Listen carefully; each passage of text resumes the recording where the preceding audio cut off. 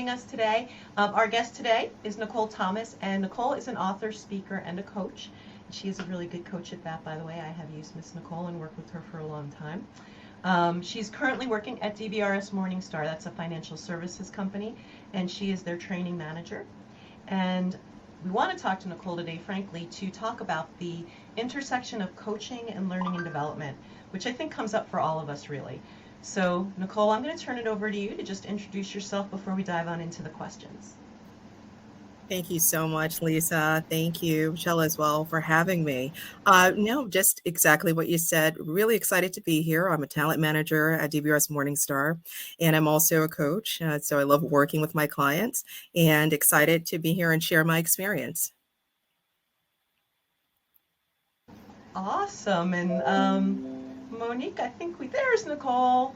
Let's see, how do we put Nicole in the focus? Oh, she's got both of us in the focus. That's like really not fair. I'm going to do that to you next time. It's only supposed to be, there, she's my friend now again. Oh, wow. Although I think somehow she turned my camera off. Can you hear me, Nicole? I can hear you clearly. Can you hear me? That's awesome. You have to tell me how you did that, Monique. Okay, so Nicole, how do you explain your role as a coach to someone who's never experienced coaching before? Oh, that's a good question, because there are a lot of coaches out here, and I think what's coming up and how I would explain it is that I help clients understand their why. Like, what is your why? Why are you doing things? Where are you going? And coaching helps define vision, gives clarity, as well as provides accountability. So if I had to explain coaching, it's really holding space and helping people understand the direction, the trajectory they're going in. That makes complete sense. That's a really good answer, actually. And I like when you talk about accountability. And so I want to follow up a little bit on that. And so when you're working with a client, if you're working with me, let's say, and I tell you, Nicole, I have been trying to write this fiction book like for 6 years now, and I don't even have a full outline. What's something you might suggest to me for accountability? Oh, for accountability. And as far as an outline, if you're working on it. Anything. Oh, yes. Well, there are a couple of things that come up immediately. You're working on your outline. I want to know how you feel about the outline, getting a feel for, why this outline is important to you, understanding that why. And then as far as accountability, what does it look like for you to get that outline completed, fleshed out in detail? So if you say you're going to work on the outline, get it fleshed out, what does that schedule look like for you as far as time frame? So scheduling time to work on the outline, then checking in from an accountability perspective on how you're doing as far as your progress. So that's what accountability looks like. It's understanding why and supporting you and following up to make sure you're completing the things you said you were going to do. Yeah, this reminds me of when we worked together, Nicole. It really does. So I'm going to bring us to, a lot of the folks in our audience are L&D professionals, and many new L&D professionals, especially in this last year. Lots of teachers coming over, things like that. If you could give a new professional in L&D one piece of advice, what would you tell them about, let's say, working in the corporate world? There are a couple of things. I guess if it's one piece of advice, is to listen. I think listening is critical. We see that in coaching a lot when we're holding space for the client as a coach, but also listening to your client. So if you're working with a client, developing content, getting ready to train or deploy training, listening and really understanding the client so that you can meet their needs and deploy training effectively, right? Understanding what the expectations are. So listening is key. Yeah, not just assuming, but really getting in there. It's important, really important. So on that note, or maybe it would be a different one, if you had any skill like to do your job with that you don't have today, what do you think that would be? Such a good question, right? Because, technology is just fluid. So as we're working on the different platforms, I would have to say the skill set to be able to better understand platforms that are rolling out. There's so many new content development platforms. Social media now is being brought in to increase engagement. So really understanding the dynamics and synergy between the new technology so it can be incorporated in trainings. Do you often, when you're talking to folks from other departments, do you often get like, oh, I heard about this or I heard about that piece of technology, and like, how does that play into how you're working with them? Like, oh, do you use this, or can we do a game, or all that stuff that can come up from people outside of the L&D department?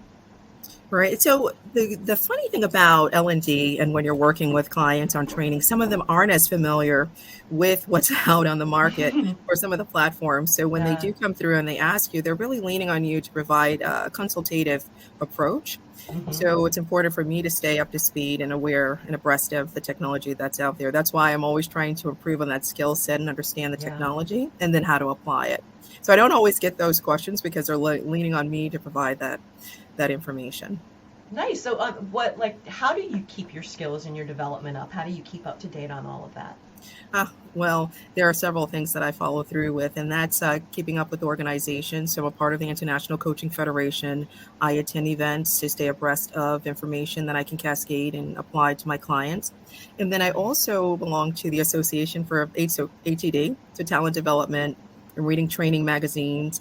Uh, Also, just learning more and staying abreast with the training industry, statistics, how to analyze data, and so I'm always staying aware of the websites and doing research. I use the Center Yeah. for, yes, just doing a lot of research with different organizations. So that's how I stay abreast. It's such an important part of our skill set, and it's something that I think, either it's assumed that we have it or it's not something often that people recognize, but your SMEs come to the table with a lot of information. Sometimes you have to research that technology and all the things we have to keep up with. It's like endless. Do you have like a favorite site that you go to or anyone that you follow that talks about technology a lot, or any tips you can give folks on the best place to find that stuff? Well, I follow the Center for Creative Leadership. I Mm. actually go to their website for information, but there's so much out there. Training Industry has a magazine that I read, also Chief Learning Mm-hmm. Officer magazine. It has a digital version and print version that keeps you abreast of information. Also, HR has Human Resources has a magazine that I also read. So I would say Yeah.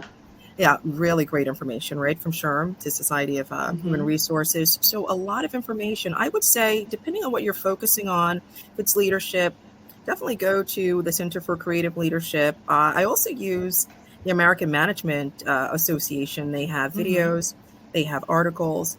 So I think it's finding the right content that works for you and then sticking with it and staying abreast of articles that Yeah. come out. Consistency is everything, no matter Oh, what you're it is. doing. It It really is. is. It's Yeah. like, just get that. And I see we got Kim is talking about L&D folks on Twitter. I've seen that. TikTok learning, guys, and I think one of our folks, Heidi Kirby, I think she's part of TLDC, or she's definitely been in and out of some of our events. She does a channel on TikTok. So there's so many cool things out there. But to Nicole's point, like consistency. I'm terrible at that. I'll be honest. Like I get into like a moment where I'm like, okay, I got to go research this, and then I'm off to something else. But if you do it consistently, you're really going to have that in your hand. Mhm. Um, and Luis is talking about some of the newsletters he subscribes to. I think that is a list we need from you, Luis, of newsletters. Oh, and okay, and Monique saying TikTok isn't just a rabbit hole to procrastinate. Sure it is. And But sometimes we sometimes think that. yeah, sometimes there's amazing stuff, but Mhm. honestly, I've learned more from TikTok in this last year, and I only got on it, I was one of these COVID folks who got on it, but like I actually do my makeup now, and it's fun. But silly stuff, and then beautiful creative stuff, and Mhm. then learning stuff, which is incredible. Mhm. I have to Um, agree with you. It has that approach. I mean, when you're looking at TikTok, I'm not on TikTok, I have to tell you. Instagram, I'm on Twitter. Good But when you're stuff. on these platforms, I think what it helps us with is content creation, understanding how to Hmm. create bite-sized content that engages your Yes. audience, and that carries through to coaching. It carries through to also L&D. That's an excellent point. And actually, it brings me into like, we talk a lot about education in this Mhm. space, right? In all different ways and from all different aspects. And I'm curious, what do you feel like about formal education versus hands-on training and becoming more knowledgeable in our profession? So whether that's any part of L&D, facilitation, development, design, any of those things, what do you think? Well, I have to say that formal education is good, but hands-on, hands down is the way to move forward.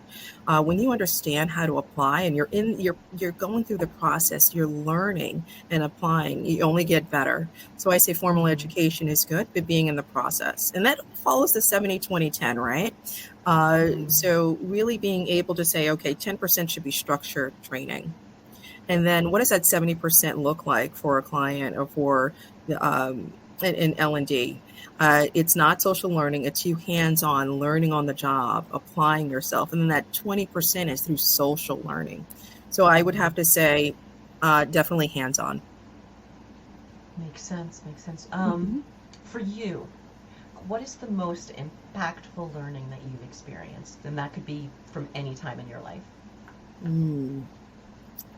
I tell you, the most impactful experience from a training perspective would have to be when I went through coaching certification.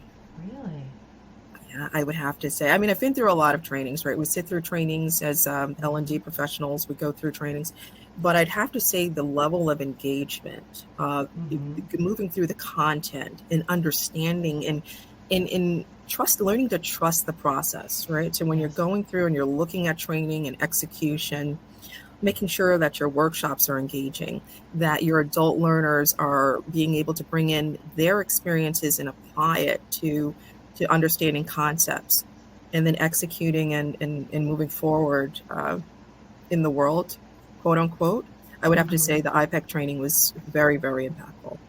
When you think about those weekends and just for those of you who've never been through what Nicole and I have been through, coaching training that we've done, we do for a year, and there's a lot of classes involved, but we meet on weekends and we do a lot of practice exercises, both live and then also over phones, on conversations 3-4 times a week. It's kind of a crazy program. Mhm. So, with that context, Nicole, my question to you would be if you could think about the exercises in the live workshops that you did, and there were so many of them, you Mhm. know, talking to this community who does a lot of design, both for e-learning, right, and also blended learning, what was an exercise that just really struck you as particularly impactful, and that you would, when it made sense, integrate into something, into a class that you might be working on? Mm. It's a very, very good question, Lisa. So when I think back to iPEC, which was a little while ago, Mm-hmm. and the impact it had, the engagement, the workshops, I'm thinking through the exercise that made me think about how I view the world, right? So there were several Mm. exercises, but it was the exercises that made me think about my approach, my mindset. Mm-hmm. And that's what changed. That's why it was also very impactful. Yeah. Understanding my mindset as I looked at the work that was being presented, uh, the questions that were asked as it relates to my understanding of processes in my life, because we had to complete a lot of documents, the pre-work, Yes. a lot of Yes. information. And that pre-work allowed me to look at my core values, everything that was important to me. So I can understand my why and then carry it over to when we went into the workshops, we went into Mm-hmm. the classroom, and made me think about, okay, what did I document? Why is it important? And how can I Right. go forward? So any exercise when it's blended, allowing the learner to really think about their experience and then tying it Yeah. to the content, and then follow through with that online training Mm-hmm. to support for longevity and sustainability is truly key. Yeah. And what Nicole's referring to is a life inventory that we had to complete ahead, and Yes, that's it was crazy deep, guys, and like, I mean, could be painful at moments, but it was only Mhm. for us. But it gave us the context to then be able to have these conversations, with our peers inside of. And so, yeah, that I agree with you. It was that thoughtful time ahead, right? And then that follow through in the course, and then as we took it out the door and started learning how to practice as coaches, um, Mhm.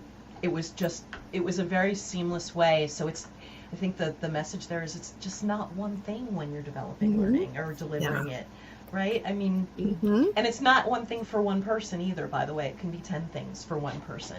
Yeah. It's That's all part and parcel. Mm-hmm.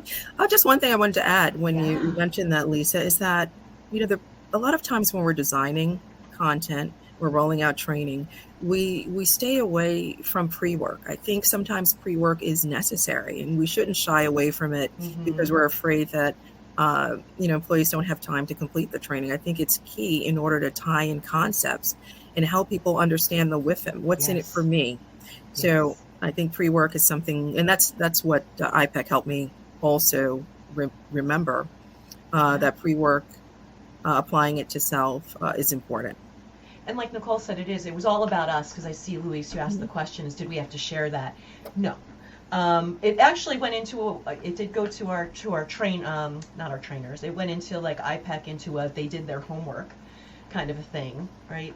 So someone said, okay, all the questions are answered, but that was never something that was shared with anyone personally, or in our sessions, unless we were being coached and wanted to share it, which Mhm. sometimes you do, most times you don't. Because coaching's so different from a psychology session or something like that, Mhm. where, right, we're only going forward. But that was the best exercise. I agree with you, Nicole, and it was the hardest. It was. It It was. so was. Hmm. So you've come through this. You've written 4 books, right? Your poetry books and journaling and all these beautiful things. I have to imagine you have a favorite quote or mantra that you live by, Mm. because you're so inspirational. Could you share that with us? Or? Oh, thank you. I tell you, I do have a lot of mantras, and I do have a couple of favorite quotes because I love quotes. Me too. But if I have to leave anyone with a quote, I would just say be grateful in every season. Mm-hmm. And with being grateful, it's seeing the possibilities, it's seeing the solutions. Seth Godin mentioned that in a recent course. I recently discussed this, the fact that we should lean into seeing the possibilities, seeing the opportunities, even if things don't go the way we expect them to. Yeah. So it's important. Be grateful, and then also be curious. Ask questions. So important, as a part of the process. So don't shut down. Be grateful and be curious. Mm-hmm. And folks, I don't let anyone shut you down in that sense Mhm. either. It can be hard to be curious, and people want to get things done in a work atmosphere all the time. But being curious gets you to the right answer, Mhm. as opposed to just the first answer that comes up. That often is not the right answer, Yes. right? Yeah, We've been there together, haven't we, we Nicole? have, and it just reminds me to such a long time ago. We had I don't know. I think you were in the project management course, Uh-huh. discussion in which you always have to ask why. Keep Yes. drilling down why, and it goes Why? to when you're designing and you're training. Ask why and get to the root so that when Mm-hmm. you're rolling out training, it's effective. You're hitting the mark. Asking the Mm-hmm. questions why will help you get the right target. It'll align your training with your audience. So why is key. Oh, that is so perfect. Mhm. Yes, it really, really is. Okay, so let's see. How about icebreakers? Mm. We've done a lot of icebreakers, haven't We we? What do have you what do you value? Like, what value do you see in icebreakers in, let's say, live training or virtual live training now, which is Mhm. most of our training? A lot of our training is virtual. Yeah. I have to tell you, I love icebreakers. Icebreakers, it's what they're designed to do, break the ice so that you can collaborate, begin to Mm-hmm. build trust. It opens the conversation to just allowing people to get to know each other, but also sets the stage for learning, right? So you have to set the stage for learning. So I think it's important. Icebreakers are important both virtually as well as in person. I think they're key. So, let's see. As you're getting into the zone to do those icebreakers, right? You're Uh, walking into a room. You're about to facilitate. mm-hmm. What do you do to get yourself into the zone, like ready to just get in there and do it?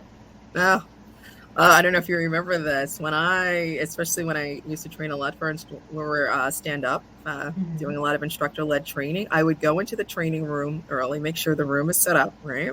And then Mm-hmm. make sure I have my music, playing music in the background, Nice. classical music. We used to have Pandora Mm, play. Yes, to set the stage, change the energy. The energy is so important. yes. So getting into the right mindset and remembering why you're there. It's not about you, it's about the learner and what you're trying to deliver. So the mindset becomes, how do I get grounded and make sure Mm-hmm. that I am presenting a space, or creating a space where people can learn and have trust. Nice. Mhm. Okay, so we're gonna get a little deeper now. No, I'm worried, Lisa. Don't be worried. Don't be worried. I'm curious. What is something people might not know about you that they might find unexpected? Oh, that's a good question. What people don't know about me and they will find unexpected is that I like to sketch. I know it sounds weird, and I Really? cannot draw at all. I don't know why. I think it's just creative expression. So Mm. I love to sketch. I when I'm at my desk, now that I'm working from home, Mhm. majority of the time I am sketching. When I'm on calls, it just helps me. It just helps me with learning. And I don't know if you've had that experience. I know when we used to train in our previous role, we used to set up the tables where you would have different things for people to doodle and Mhm. play with during the training because people Yes. process information differently. Yes. So I actually sketch, and it helps me at all levels. What types of things do you sketch? Is it doodly or is it cats? Is it feathers? I actually I like sketching bridges, the Brooklyn Bridge, Oh, and nice. which is really weird. No, And it's I very love interesting. faces. I love facial profiles. So I'll sketch a face and Really? shade it in, and then draw some crazy hair, and to set the mood. Right? What is the What Mhm. is the energy I'm feeling now? So that's it helps me, and so I love to sketch. I actually have a sketch that I plan to frame, Oh, and wow. yeah, so I enjoy sketching. That is really interesting. And I had Mhm. never watched you sketch, and now I wish I had like noticed and was looking over your shoulder, but that's a whole nother discussion we'll have someday. So I Oh, know that definitely. I'm Mhm. about to be warned that we are 20 minutes in, and so I have to move on to the speed round.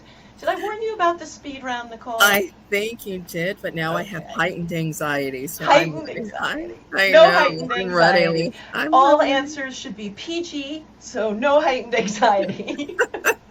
Okay, so speed round to see how many we can get through, and if we get Mhm. through them all, you get absolutely nothing except a big round of applause That sounds from good. me. That sounds Um, good. what's the last song you listened Oh my goodness. Are you kidding? to? Not at all. Oh my goodness. Oh my goodness. I don't think I can say that. Oh gosh. Oh my goodness, what is this woman listening to? I'm No, it's just, blushing over here. I don't even know the singer, but I would try to sing it, but I don't know if that's the right platform. It goes. I know it's so weird. You've got it, girl. You've got it. I know it sounds I silly. love it. I don't know what it is.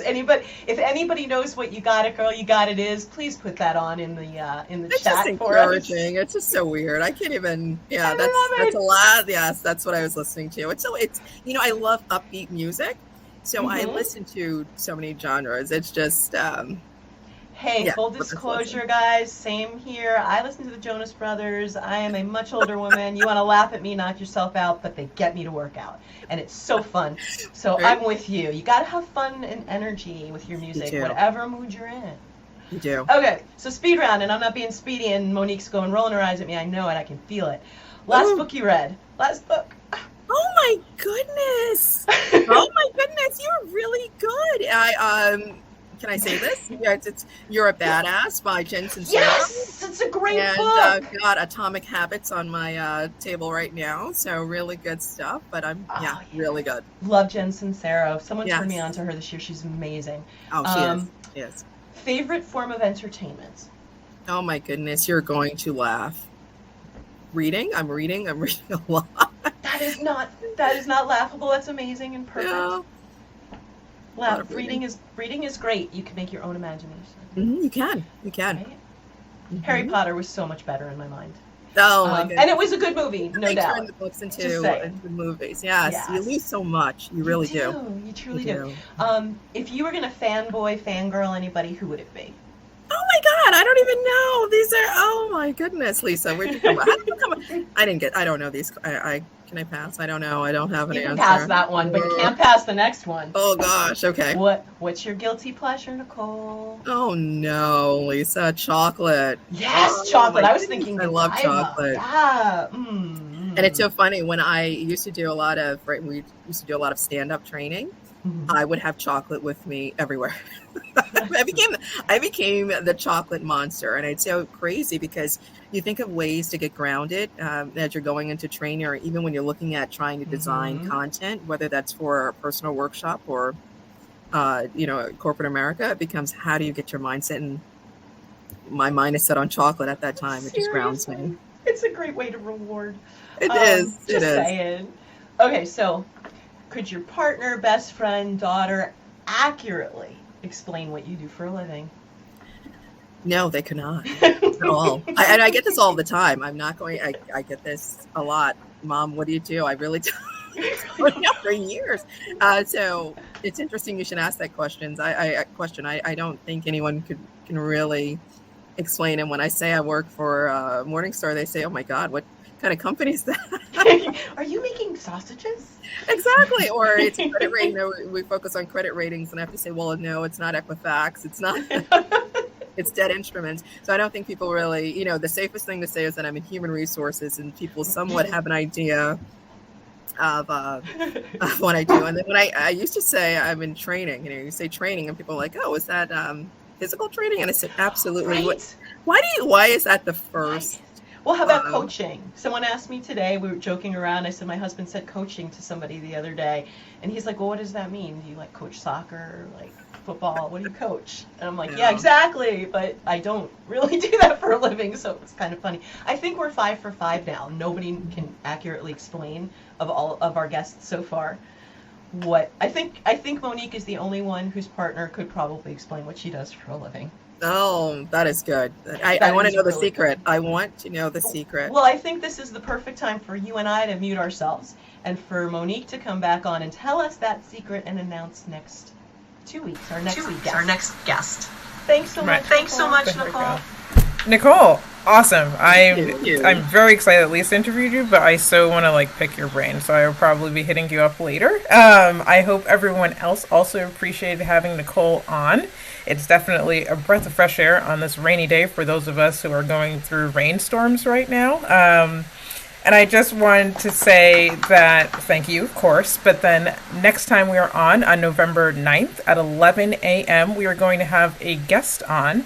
His name is Adrian Miranda, and he is someone who has brought film into something that you would think is boring, physical therapy. So he's a physical therapist by trade, and he has a huge interest in film. And so he decided to start trying to start training people about their bodies using humor and other things. So that's his YouTube channel is Gross Anatomy.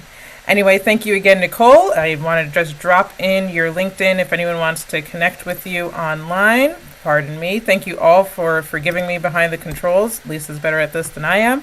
But I hope you all have a wonderful afternoon, and we'll see you at the next cast. Thank you so much. Have a good one. Thank you. Lisa, you are on mute. I will unmute you. What are you saying? Oh my goodness. She unmutes me. She turns my video off. I know. I'm out of control. Okay. Have a good one. Thank you so much. Bye. Thank you. Bye-bye. Bye-bye.